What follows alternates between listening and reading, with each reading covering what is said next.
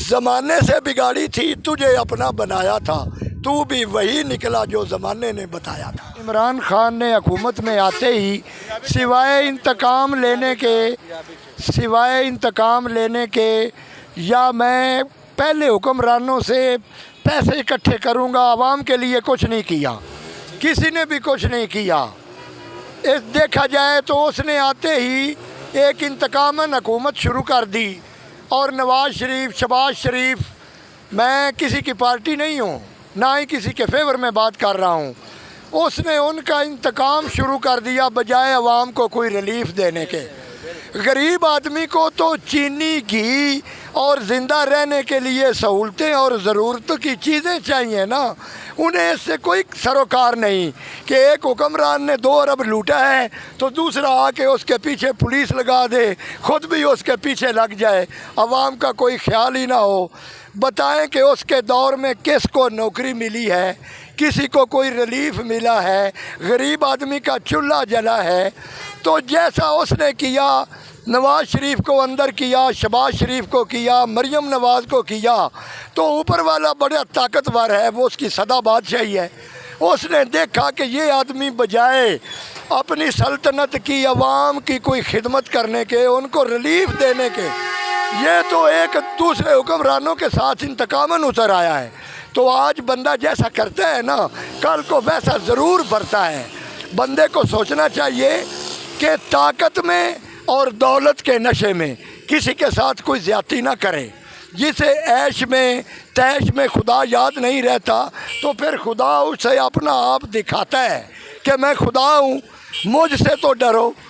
दुख इस बात का नहीं कि महफिल में इनका तज़किरा हुआ, लोग सबको जान गए, ये बहुत बुरा हुआ। बात ये है, हमारा मुल्क 1947 से लेकर जो भी हुक्मरान आया है ना, उसने कहा है कि मेरे जैसा कोई नहीं। लेकिन इस्लामाबाद की कुर्सी ऐसी है, जब बंदा वहाँ पे जाता है ना, वो अपनी औकात, बात, ज़ात सब कुछ भूल जाता है।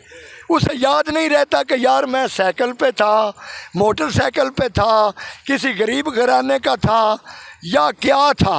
अभी देखें, ये हमारे हुक्मरान जो आए हैं, नवाज़ शरीफ, चलो उन्होंने करप्शन की है, मानते हैं, कुछ काम भी किए हैं। हम लाहौर से 7-8 घंटे में पिंडी आते थे, मोटरवे बन गई, 3 घंटे में आने लगे। उनके दौर में कुछ महंगाई कम थी, लोगों को रोज़गार मिला।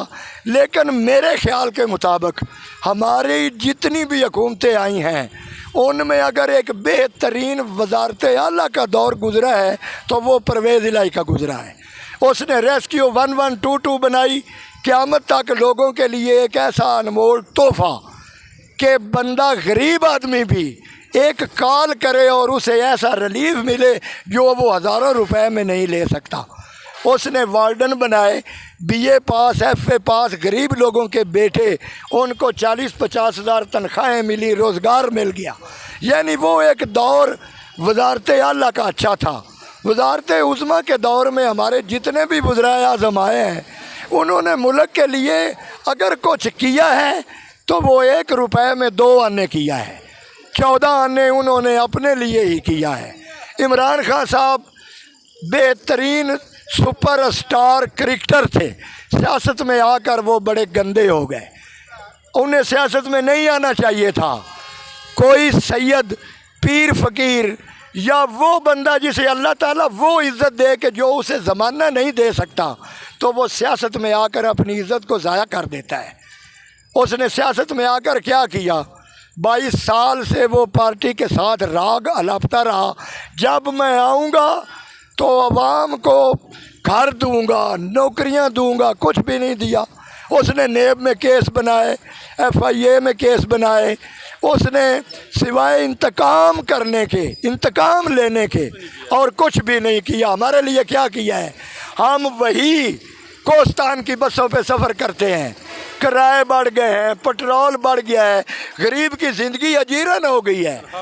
और इस्लामाबाद में रहने वाले पोश लोग जिनकी गाड़ियों के साथ 20-20 गाड़ियों का प्रोटोकॉल होता है, उनको क्या पता है कि एक आदमी सारी रात कोस्तान और शकरगढ़ टाइम के लिए अड्डे पे सारी रात जागता है, इंतज़ार करता है। होना ये चाहिए।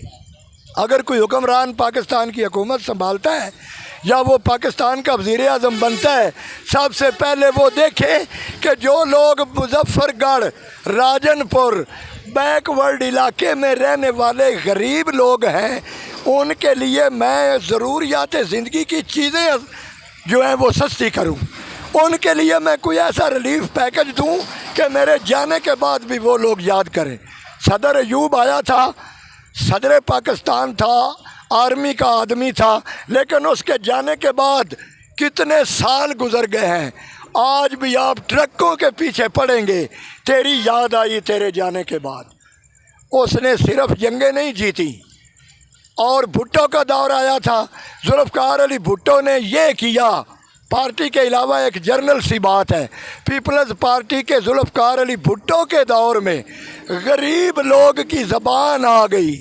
جو لوگ جگیرداروں، سرمایہ داروں، وڈیروں کے پاس جا کے شکایت لے کر پورا دن بیٹھے رہتے تھے، ان میں زبان آ گئی۔ اس نے لوگوں کو زبان دی، ہمارا آئین بنایا، ہماری جنگی قیدی چھڑا کر لایا، غریبوں کے لیے اس نے بڑا کچھ کیا۔ لیکن ہم بے وفا ہیں، کیوں؟ ہم ہر اس محسن کو بھول جاتے ہیں جو ہم پہ بے تحاشا احسان کرتا ہے یا ہمیں زندگی گزارنے کے لیے کچھ دیتا ہے۔ ابھی یہ ہماری پھر غلطی ہوگی، الیکشن آنے والے ہیں۔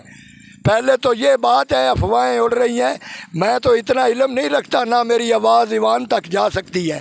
میں ایک ٹیچر ہوں، ویسے بی ایڈ ہوں، اور میں نے سروس گزاری ہے ایجوکیشن ڈپارٹمنٹ میں، بچوں کو پڑھایا ہے جتنا میرا علم تھا۔ جس سکول میں پڑھایا ہے وہ بچے فیل نہیں ہوئے، یہ میری کوالٹی نہیں تھی، صرف ایک اللہ کا ڈر تھا۔ تنخواہ لیتے ہیں، روزی کماتے ہیں، اللہ نے عزت دی ہے، 100 بچہ سلام کرتا ہے، ان کا باپ ماں سلام کرتی ہے، تو ہمارا فرض ہے۔ لیکن یہ نہیں کہہ سکتا میں کہ میں انڈے سے نکلا ہوں۔ اگر مجھے بھی کچھ تھوڑا سا ملا ہے نا، میں نے بھی گریز نہیں کیا۔ امتحان پہ ڈیوٹی لگی ہے، اگر کسی نے کہا ہے تو میرا دل بھی کیا ہے کہ میں کرپشن کروں۔ کوئی ایسا بندہ نہیں ہے اینکر پرسن صاحب کہ جسے ملے اور وہ نہ لے۔ بات تو یہ ہے جسے ملے اور وہ نہ لے، پھر تو وہ ہو گیا مومن اور اللہ کا بندہ ہو گیا۔ اور جو ملنے کے ساتھ بھی لے اور لوٹ کھسوٹ کے بھی لے، اور پھر وہ کہے کہ میں مسلمان ہوں، میں پاکستان میں رہتا ہوں، میں عوام کے لیے یہ کرتا ہوں، کوئی کچھ بھی نہیں کرتا۔ میری 55 سال عمر ہے، 1947 کے بعد میں 66 میں پیدا ہوا، جتنی حکومتیں گزری قریب سے ہو کر دیکھا۔ میں حفظ آباد سے بلانگ کرتا ہوں، ہماری ایم این اے سہرا افضل تارڑ تھیں، وہ منسٹر تھیں۔ جب ان لوگوں نے ووٹ لینے تھے نا، مہدی حسن بھٹی اور وہ لوگ، وہ ہم جیسے غریب لوگوں کے گھروں کے سامنے پورا دن کھڑے رہتے تھے اور کہتے تھے تم ہمارے سب کچھ ہو، تمہارا باپ دادا میرے باپ دادا کا دوست تھا۔ جب وہ اسلام آباد کے ایوانوں میں آ جاتے ہیں تو ہم پورا دن انتظار کرتے ہیں۔ ابھی میں کل کا ایک کام کے لیے آیا ہوا تھا، ہمارے گاؤں کے ایک بڑے آدمی یہاں پہلے ایم این اے رہے ہیں، ابھی بھی یہاں ہیں، 2 دن تک میری ملاقات ہی نہیں ہوئی، اور آج میں مایوس۔ کرایہ پتہ نہیں میں نے کیسے کرایہ اکٹھا کیا ہے۔ دیکھنے والے کو تو ہے کہ ایک آدمی چل پھر رہا ہے، کھانا کھا رہا ہے، وہ ایئر کنڈیشن بس میں سفر کر رہا ہے، اس بندے کو پتہ ہے کہ اس نے کس مجبوری سے یہ سب کچھ افورڈ کیا ہے۔ میری یہ استدعا ہے، اگر کوئی سنتا ہے یا بات وہاں تک پہنچے یا پہنچائیں، جو حکمران آئے نا وہ غریبوں کے لیے کرے۔ بڑے لوگوں کے پاس تو گاڑیاں ہیں، ایئر کنڈیشنڈ ہے، ان کا کالا دھن ہے جسے وہ سفید کرتے ہیں، اور ان کو تو حساب ہی نہیں۔ اسلام آباد کے پوش ایریے میں رہنے والے لوگوں کو ہمارا احساس ہے کہ پنڈی بھٹیا میں رہنے والے لوگ کیسے گزارا کر رہے ہیں، کیا ان کا چولہا جلتا ہے؟ ہمارے بی اے ایم میں پاس لڑکے مزدوری کر رہے ہیں۔ کتنی دکھ کی بات ہے اس ملک میں، جہاں ہم لاکھوں روپے اپنا آپ بیچ کر، زمینیں بیچ کر، اپنا تن من دھن لگا کر ان کو کالجوں میں پڑھاتے ہیں، وہ کیا بنتے ہیں؟ کلرک، سپاہی، 20-30 ہزار پہ وہ زندگی گزار دیتے ہیں۔ کسی حکمران کو آج تک کسی غریب کا خیال نہیں آیا۔ یہ میری گزارش ہے، نون لیگ آئے، تحریک انصاف آئے، پیپل پارٹی آئے، پی ڈی ایم کی جماعت آئے، کوئی بھی حکومت آئے، خدا کے لیے وہ غریبوں کے لیے سوچے۔ اپنے تو وہ ایک جلسے کے لیے 20-20 کروڑ روپیہ لگا دیتے ہیں۔ اگر 20 کروڑ روپیہ ایک تحصیل کو دیا جائے تو وہ سونا بن سکتی ہے۔ وہاں کے لوگ اپنے گھر میں بیٹھ کر اچھی زندگی گزار سکتے ہیں۔ یہاں آپ دیکھیں جتنے جلسے ہوئے ہیں، جتنے دھرنے ہوئے ہیں، جتنے انہوں لوگوں نے اپنی ایک مفاد، اپنی ایک ٹیمپو، سکرین شاٹ اور اپنے آپ کو مشہور کرنے کے لیے پیسہ لگایا ہے، اگر وہ سارا پیسہ غریب لوگوں پر لگا دیا جاتا تو کیا وہ اسودہ حال نہ ہو جاتے؟